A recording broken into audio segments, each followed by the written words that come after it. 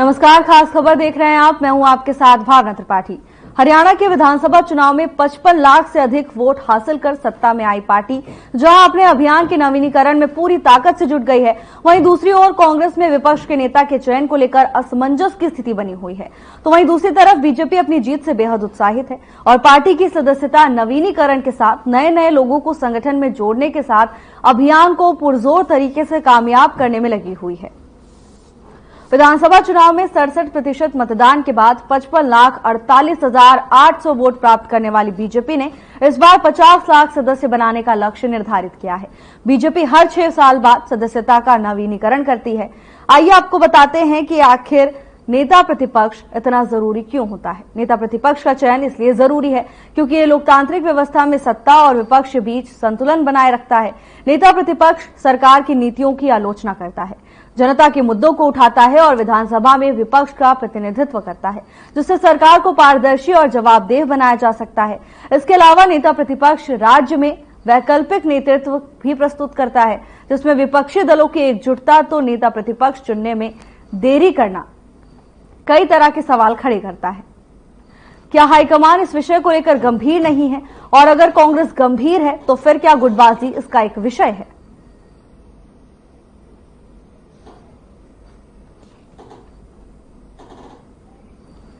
हरियाणा में नेता प्रतिपक्ष न चुनने में अब पक्ष की ओर से सवाल खड़े किए जा रहे हैं।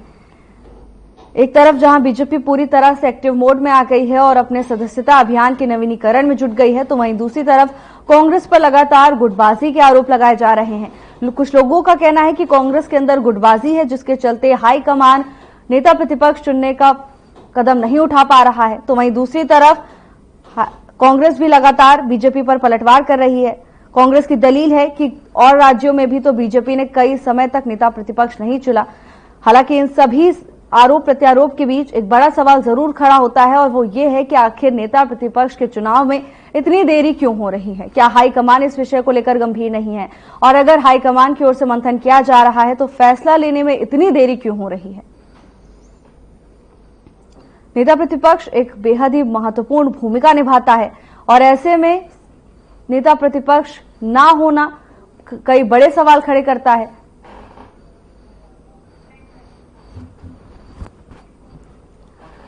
बीजेपी अपनी जीत से उत्साहित है। लगातार सदस्यता अभियान को मजबूती देने के लिए कार्य किए जा रहे हैं। विधानसभा चुनाव में 67% मतदान के बाद 55,48,800 वोट प्राप्त करने वाली बीजेपी ने लोकतांत्रिक व्यवस्था में सत्ता और विपक्ष के बीच संतुलन बनाए रखता है। नेता प्रतिपक्ष एक बेहद ही महत्वपूर्ण कड़ी है जो लोकतांत्रिक व्यवस्था में सत्ता और विपक्ष के बीच संतुलन बनाए रखता है। इसके साथ ही जनता के मुद्दों को उठाने के लिए भी नेता प्रतिपक्ष बेहद ही महत्वपूर्ण कड़ी माना जाता है। लंबे समय से लोग नेता प्रतिपक्ष के चुनाव का इंतजार कर रहे हैं, लेकिन हाईकमान इस फैसले में देरी कर रहा है। कांग्रेसियों का कहना है कि मंथन लगातार जारी है, लेकिन बीजेपी का कहना है कि ये देरी नहीं, गुटबाजी की एक परिणाम सामने आ रहा है, जिसके कारण इस फैसले में देरी देखने को मिल रही है।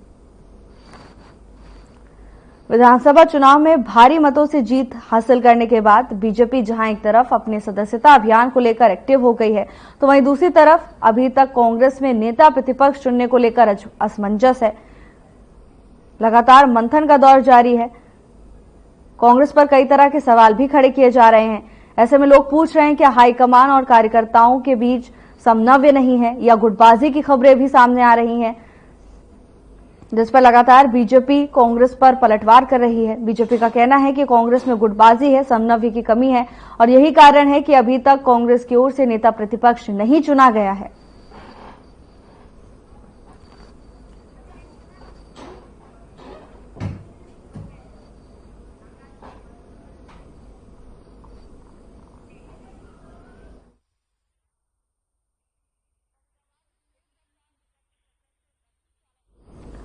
इसी पर चर्चा के लिए हमारे साथ नीरज गुप्ता कांग्रेस का पक्ष रखने के लिए, रामराजी शर्मा बीजेपी का पक्ष रखने के लिए हमारे साथ है। आप दोनों का चर्चा में बहुत बहुत स्वागत है। नीरज जी, चर्चा की शुरुआत आपसे ही करेंगे। आखिर क्यों नेता प्रतिपक्ष चुनने में इतनी देरी हो रही है? देखिए, मैंने पहले ही बोला था कि महाराष्ट्र चुनाव के इलेक्शन के बाद नेता प्रतिपक्ष चुन लिया जाएगा। आज हमारी कांग्रेस कमेटी की मीटिंग है, AICC में 2:30 के करीब, 2:30 बजे करीब, और उसमें महाराष्ट्र और हरियाणा के चुनाव में जो हार की समीक्षा की जाएगी। और मेरा जो मानना है उस हिसाब से चर्चा होगी। 1-2 दिन में नेता प्रतिपक्ष की घोषणा हो जाएगी। देखिए, नेता प्रतिपक्ष में मानता हूं पद एक संवैधानिक पद है, लेकिन हम देखिए जनता के मुद्दा उठा रहे हैं। अब जब ये जो 2 दिन का 4 दिन का सेशन चला तो हमारे हर नेता ने, चाहे सीनियर नेता हुड्डा साहब हो, बड़े कात्यायन जी हो, सबने मुद्दा उठाया, जनता के जोर शोर के मुद्दे उठाए। मेन तो विधानसभा क्या है, विधानसभा में जनता की आवाज बिठाने के लिए बैठा जाता है ना, चाहे कोई विधायक हो, प्रतिपक्ष का नेता हो, वो हम मुद्दे जोर शोर से उठा रहे हैं। पता नहीं बीजेपी को इतनी चिंता क्यों हो रही है। अरे भाइयों, आप अपनी तो देख लो, अभी आपके 7 दिन हो गए महाराष्ट्र में, अभी सीएम का चुनाव नहीं हुआ, सीएम ने आप घोषित कर पाए, जबकि इतनी बड़ी जीत के बाद आपको कंफ्यूजन है। कल रात मीटिंग हुई, उसके बाद एकनाथ शिंदे जी ने बोला अभी दूसरी मीटिंग होनी बाकी है। आप अपनी चिंता करो। उसके साथ साथ जो चुनाव हुए थे, हमने झारखंड में सीएम दे दिया, क्योंकि वहां को महागठबंधन में कोई हमारा उसमें कोई डिस्प्यूट ही नहीं, सीधा हेमंत सोरेन को बना दिया। आपको तो यहाँ भी देखिए 7 दिन जनता इंतजार कर रही है। 23 तारीख की रिजल्ट है, जो 29 तारीख हुई, अभी तक सीएम के नाम पे औपचारिक घोषणा नहीं हुई। चलो तपर सुमोर तो बात की प्रक्रिया, पहले भारत सीएम तो बता दो कौन बनेगा, सीएम की घोषणा कर दो। महाराष्ट्र इंतजार कर रहा है अब, तो आप अपनी चिंता कीजिए, हमारी भी 1-2 दिन में घोषणा हो जाएगी। बाकी हमारे जो मुद्दे हैं, जनता के मुद्दे हैं, जब भी विधानसभा की कार्रवाई चलेगी, हम जोर शोर से उठाएंगे। हमारी नेता प्रतिपक्ष जब तक चुनाव भी हो जाएगा, और नहीं हम तो अपने मुद्दे टीवी चैनल के माध्यम, आपके चैनल के माध्यम, समाचार के माध्यम से उठाते रहते हैं। क्या हमारे हुड्डा साहब हो, चाहे शैलजा मैडम हो, चाहे कोई भी हो, सब टीवी के चैनल के थ्रू, समाचार में थ्रू जनता को के मुद्दों को सरकार से अवगत करवाते रहते हैं। आप अपनी चिंता कीजिए, आप अपनी घोषणाएं वो पूरी कीजिए। जो अपने 20 की घोषणाएं हैं, उसमें सिर्फ कुल मिला के 1-2 घोषणाएं पूरी हुई हैं। 21 रुपए खाते में कब आएंगे, सिलेंडर 500 कम मिलेगा, और जो परियोजना है उनको बताइए। आप हमारी चिंता बटोरिए। ठीक है, रामराजी शर्मा जी जवाब दीजिए, अगर कांग्रेस को इतनी देरी हो रही है तो उसमें बीजेपी को क्यों चिंता हो रही है? देखो, लोकतंत्र में मजबूती के लिए नेता प्रतिपक्ष होना जरूरी है, और जिस तरह से ये कोमा में जा रहे हैं, अभी कोमा से बाहर नहीं निकलेंगी, क्योंकि आर पे आर इनकी होती रहती है। अभी महाराष्ट्र में इतनी जबरदस्त हार हुई है, तो ये सदमे से बाहर नहीं निकले हैं अभी। तो मैं समझता हूँ ऐसे ही ये सदमे में रहेंगे, और जिस तरह से देवतुल्य जनता जहां अंदर ने, वहां भी महाराष्ट्र में भी आशीर्वाद दिया है, क्योंकि जनता भगवान शर्मा जी और नीरज जी, आप दोनों से एक बात कहना चाहेंगे कि हरियाणा पर ही फोकस करें अभी? बिल्कुल हरियाणा पर ही फोकस करेंगे जी। नेता प्रतिपक्ष का चुनाव इसलिए नहीं हो पा रहा कांग्रेस में, क्योंकि कांग्रेस में कई कांग्रेस है, हम आपको बताते रहे हैं। कहीं चौधरी भूपेंद्र हुड्डा कांग्रेस है, कहीं चौधरी रणदीप सिंह सुरजेवाला कांग्रेस है, कहीं चौधरी वीरेंद्र सिंह कांग्रेस है, कहीं कुमारी शैलजा बहन जी कांग्रेस है, कहीं कैप्टन अजय यादव कांग्रेस है। तो इनका आपस में लठ बजता रहता है, लठम लठा होते रहते हैं। डॉक्टर रघुवीर कात्यायन जी का नाम पीछे उछल के आया था अखबारों के माध्यम से, तो वो हुड्डा ग्रुप से थे, हो सकता है दूसरे ग्रुपों को मंजूर ना हुए हो। तो इनका तो आपस में भगवान ही मालिक है, और जिस तरह से जनता आशीर्वाद दे रही है हमारे को, हमारे देश की जनता ने आशीर्वाद दिया, तो तीसरी बार विश्व के सबसे लोकप्रिय और ताकतवर प्रधानमंत्री आदरणीय नरेंद्र मोदी जी तीसरी बार प्रधानमंत्री बने, तीसरी बार केंद्र में हमारी सरकार बनी, और उनकी अगुवाई में जिस तरह से हमारा देश आगे बढ़ रहा है, रक्षा के क्षेत्र में आत्मनिर्भर हुए हैं, आर्थिक दृष्टि से हम बहुत मजबूत हुए हैं, विदेश में हमारा डंका बजा है, हमारी दाग जमी है। और दूसरी बात मैं आपको बताना चाहूंगा, और जिस तरह से चाणक्य जी का आशीर्वाद हमारे को मिला, लोह पुरुष के नाम से विख्यात हैं, और सरदार पटेल के बाद में सबसे मजबूत गृह मंत्री के रूप में जाने जाते हैं आदरणीय अमित शाह जी, हमारे चाणक्य हैं। उनकी चाणक्य नीति हमारी काम आई, और हमारे मुख्यमंत्री जी का प्रोफाइल काम आया, और हमारे विश्व के सबसे लोकप्रिय और ताकतवर प्रधानमंत्री, उनका आशीर्वाद हमारे काम आया, उनकी नीतियां काम आई, जो हमने जन जन तक पहुंचाई। हमारे मुख्यमंत्री जी का प्रोफाइल काम आया, जिस तरह से जनता के बीच में रहते हैं और जनता की सेवा में समर्पित हैं, और युवाओं के हृदय सम्राट हैं, छत्ती बिरादरी के मसीहा हैं, और जिस तरह से वो जनता के बीच में रह के रात को 12-12, 1-1 बजे तक जगते हैं, जनता के बीच में रहते हैं, जनता की सेवा में लीन रहते हैं। नौकरियों में पारदर्शिता हमने अपनाई। पहले इनके टाइम में क्या होता था, नौकरियां इनके टाइम में मुख्यमंत्री के क्षेत्र तक सीमित रहती थी। क्षेत्रवाद, भाई भतीजावाद, जातिवाद, आदरणीय मनोहर लाल जी उस टाइम में मुख्यमंत्री थे, उन्होंने इस वाद को तोड़ा, और उस नीति का अनुसरण कर रहे हैं आदरणीय नायब सिंह सैनी जी, हमारे वर्तमान मुख्यमंत्री जी, वो उस नीति को फॉलो अप कर रहे हैं। इस वाद को तोड़ा और आज किसान मजदूर का बेटा, गरीब का बेटा बिना खर्ची बिना पर्ची के 3 पीढ़ी खाली चली गई थी, जिसकी कोई चपरासी नहीं लगा था, आज क्लास 1 अफसर लग रहे हैं। और माननीय मुख्यमंत्री जी जुबान के धनी हैं, उन्होंने एक वायदा किया था उस टाइम में ना, इनकी भर्ती रोको गैंग ने कुछ भर्तियां लटका दी थी, ये 25,000 भर्तियां थी, तो उन्होंने एक वायदा किया था, उन्होंने माननीय निर्वाचन आयोग से शिकायत की थी कि भाई मैं पदभार बाद में ग्रहण करूंगा, पहले ये अपने हमारे भाई बहन हैं, बेरोजगार हैं, पहले इनको नौकरियां पहले दूंगा, इनका रिजल्ट आउट करूंगा, उसके बाद में मैं पदभार ग्रहण करूंगा, क्योंकि भगवान की कृपा से तीसरी सरकार बनने जा रही है। उन्होंने इस जुबान का, इनका जो उन्होंने वायदा किया था, जुबान के धनी हैं, उन्होंने वो वायदा पूरा करा। पहले 25,000 भाई बहनों को नौकरियां दी और उन्होंने 1,25,000 जो कौशल रोजगार निगम के अंतर्गत हमारे बच्चे थे, उनको उन्होंने पक्का करने का काम किया। स्पेशल विधेयक उनके पक्ष में लाए और रिटायरमेंट तक उनको नौकरी की गारंटी दी। इस बात के लिए मैं माननीय मुख्यमंत्री जी को बधाई देता हूं और आपके चैनल के माध्यम से मैं देवतुल्य जनता जनार्दन को विश्वास दिलाना चाहता हूं, जो हमने संकल्प पत्र में संकल्प लिया है, जो हमने घोषणाएं करी हैं, एक एक करके सारी घोषणाएं पूरी की जाएंगी। 2 लाख रोजगार भी दिए जाएंगे और सारी घोषणाएं पूरी की जाएंगी, क्योंकि मुख्यमंत्री जो जुबान के धनी हैं, वो सच्चे हैं, ईमानदार हैं और जिस तरह से जनता ने उनके प्रोफाइल पर मोहर लगाई है और आदरणीय हमारे प्रधानमंत्री जी के व्यक्तित्व पर मोहर लगाई है, ये दूसरी बार वो मुख्यमंत्री बने हैं आदरणीय नायब सैनी जी, तीसरी बार हमारी सरकार बनी है। ऐसे ही हम जनता की सेवा करते रहेंगे और जनता हमारे को आशीर्वाद देती रहेगी और जनता के आशीर्वाद से आने वाले 25-30 साल तक हमारी सरकार ऐसे ही चलती हुई रहेगी, क्योंकि कांग्रेस पार्टी तो खत्म हो चुकी है और पास्ट टेंस में चली गई है। आने वाले टाइम में लोग ये कहा करेंगे कांग्रेस पार्टी हुआ करती थी, भाई एक कांग्रेस पार्टी होती थी, क्योंकि जनता को तो ये तो राक्षस बताते हैं और फिर कहते हैं हम कुरुक्षेत्र की धरती पर खड़ा होकर मैं श्राप देता हूं इनका महामंत्री। अरे मेरे भाई, आपका श्राप को दुर्वासा मुनि का श्राप है क्या? ये जनता भगवान का रूप है, कल तक आपका वोट रखेगी, आज हमारा वोट है, जो जनता की सेवा करेगी। आपकी बात आ गई है नीरज जी। देखिए, आपके सवाल का जवाब उन्होंने दे दिया, कह रहे हैं कि एक एक करके सभी जो वादे किए थे वो पूरे हो जाएंगे। अब उन्होंने एक और आरोप लगाया है कि कांग्रेस के अंदर जो कांग्रेस है उसी की वजह से फैसले लेने में देरी होती है और यही वजह है कि नेता प्रतिपक्ष चुनने में देरी हो रही है।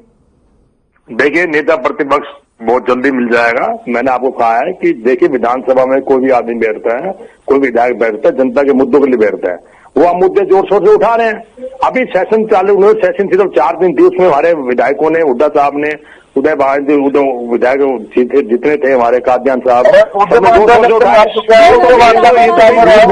राम राजू जी एक एक करके बोलेंगे। किरण चौधरी हमारे पास का, अभी किरण चौधरी आपके पास है।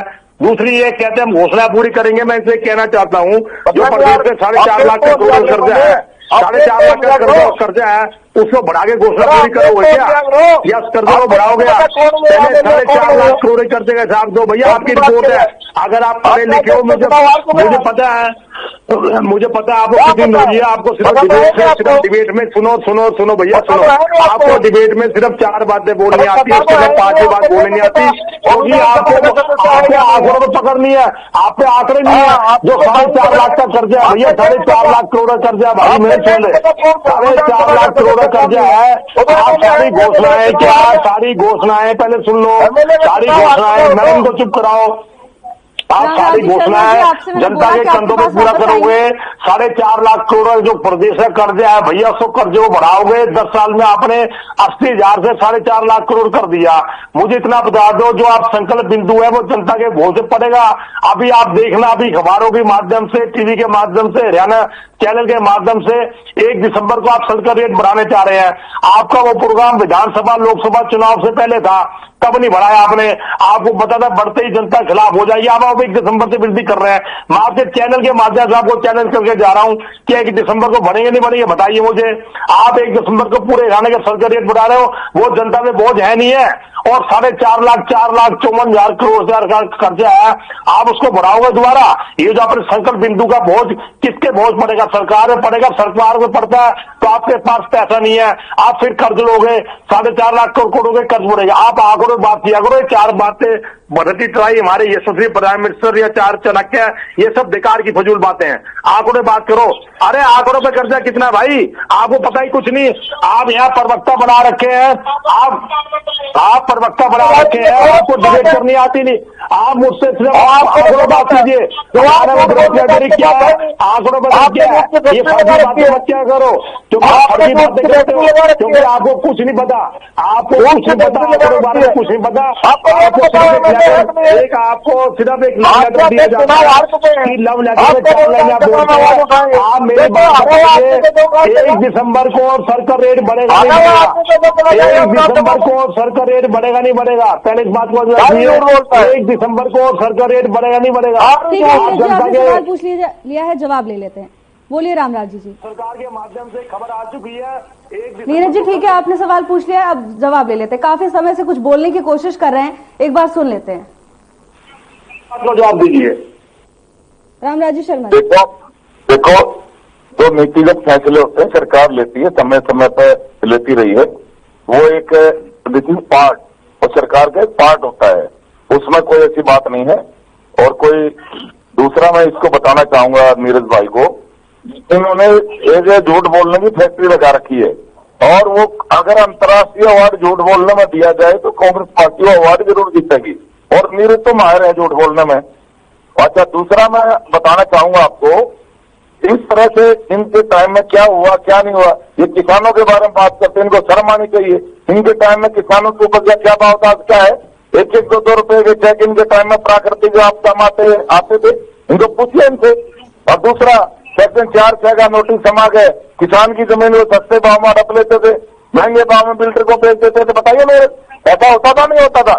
ठीक है, ये बात करते युवाओं कांग्रेस की तरफ से जो एक सवाल लगातार उठाया जा रहा है, वो लोग तो कह रहे हैं कि विधानसभा में जो मुद्दे नेता प्रतिपक्ष को उठाने चाहिए वो कांग्रेस पार्टी जोर शोर से उठा रही है। ऐसे में नेता प्रतिपक्ष के लिए इतना शोर क्यों मचाया जा रहा है?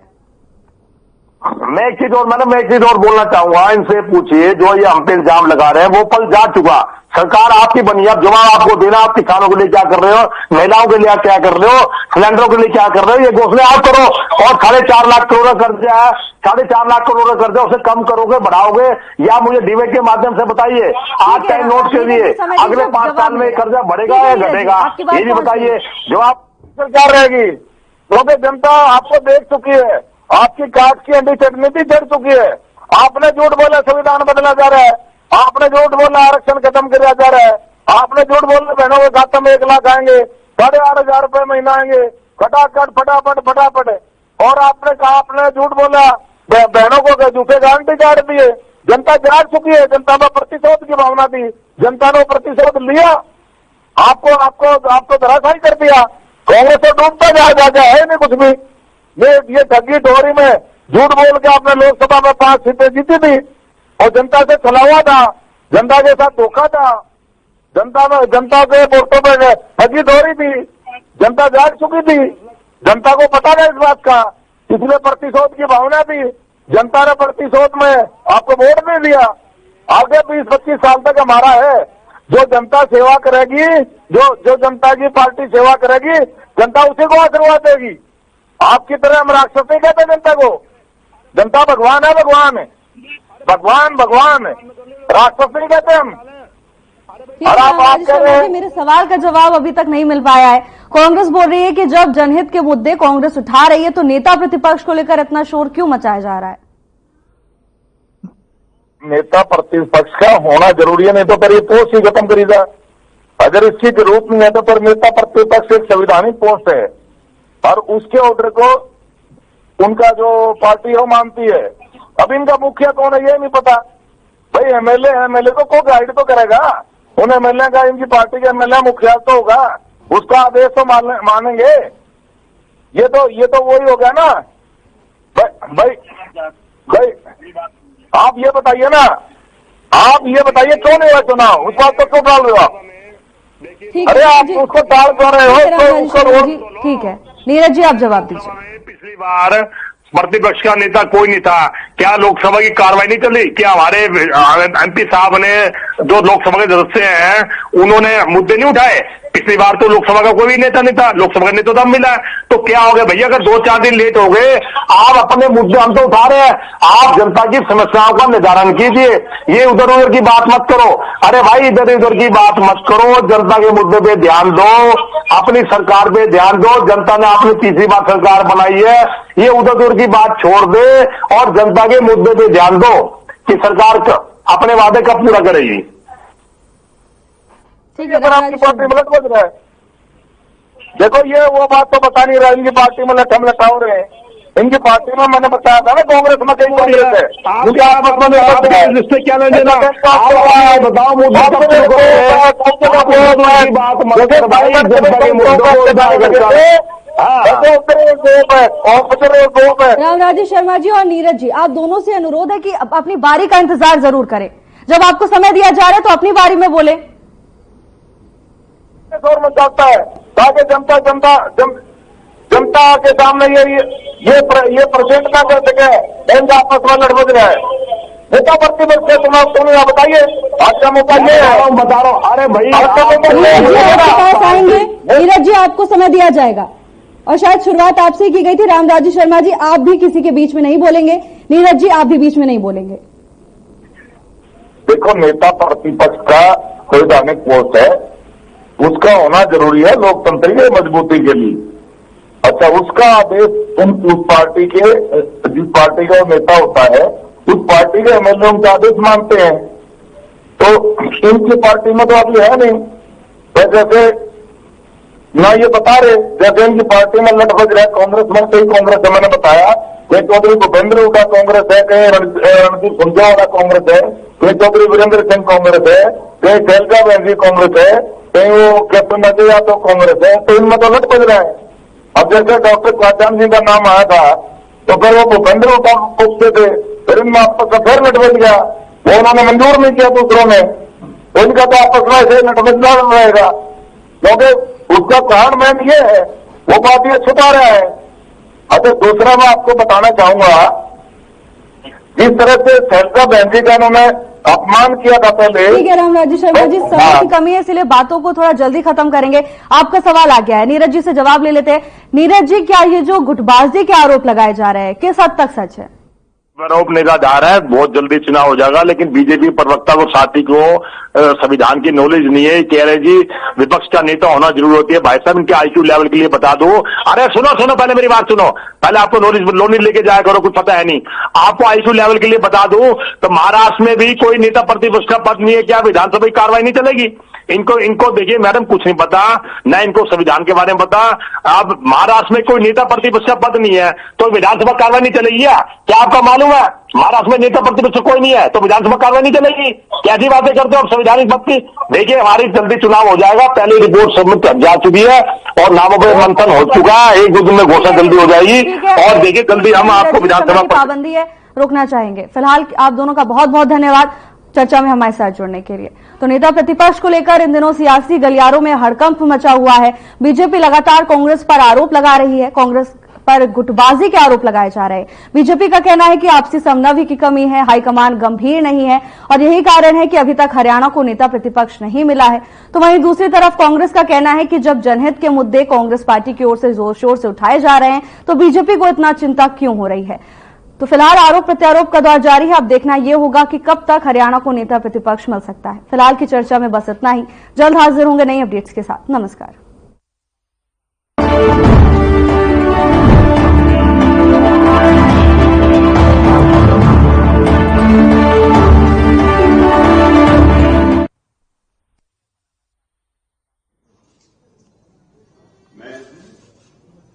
मैं श्री स्मिता मौर्य जो विधानसभा की सदस्य निर्वाचित हुई हूँ, ईश्वर की शपथ लेती हूँ कि मैं विधि द्वारा स्थापित भारत के